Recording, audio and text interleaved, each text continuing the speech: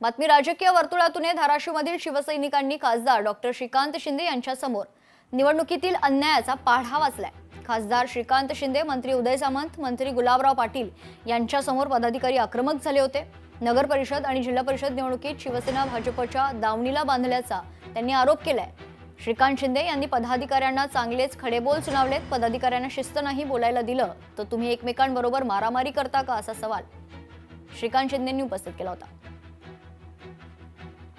या संदर्भात सविस्तर माहिती जाणून घेऊयात। आपले प्रतिनिधी वसीम अत्तार आपल्या सोबत जोडले जातात। वसीम, नेमकं काय घडलं होतं? मेघना, निश्चितच पाहिलं गेलं तर सोलापूर जिल्हा असेल, धाराशिव जिल्हा असेल, या ठिकाणच्या जे आहे ते पदाधिकारी आणि कार्यकर्त्यांच्या बैठका जे आहेत ते आज सोलापुरातील हेरिटेज हॉटेल या ठिकाणी जे आहे ते संपन्न झाले आणि या बैठकीसाठी शिवसेनेचे नेते तथा खासदार श्रीकांत शिंदे, त्याचबरोबर मंत्री उदय सामंत, मंत्री गुलाबराव पाटील, अन्य संपर्क प्रमुख जे आहेत ते या बैठकीला उपस्थित होते। त्याच अनुषंगाने धाराशिव जिल्ह्यातील शिवसैनिकांकडून जे आहे ते श्रीकांत शिंदे जे खासदार आहेत त्यांच्यासमोर जे आहे तो निवडणुकीमध्ये अन्याय झाला होता त्याचा पाढा जो आहे तो वाचण्यात आला आणि या बैठकीदरम्यान शिवसैनिकांनी जे आहे ते निवडणुकीतील घडामोडींवरती जो आहे तो नाराजी व्यक्त करत जे आहे ते संबंधित मुद्द्यावरती देखील जे आहे ते यावेळी नाराजी जे आहे ते त्यांनी व्यक्त केली।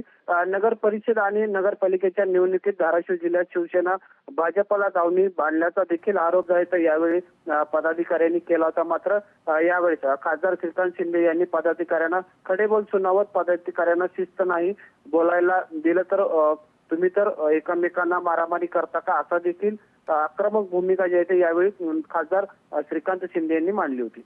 निश्चित, धन्यवाद वसीम आपण दिलेल्या सविस्तर माहितीसाठी।